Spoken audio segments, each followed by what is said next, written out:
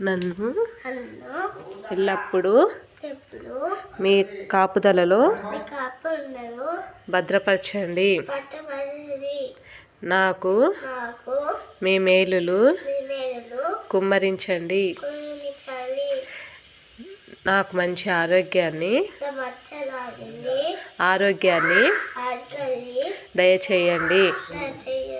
తమ్ముడికి మంచి ఆరోగ్యం, జ్ఞానము, శక్తి, బలం దయచేయండి. మేము ఎప్పుడు మీ సన్నిధిలో నిలబడాలి.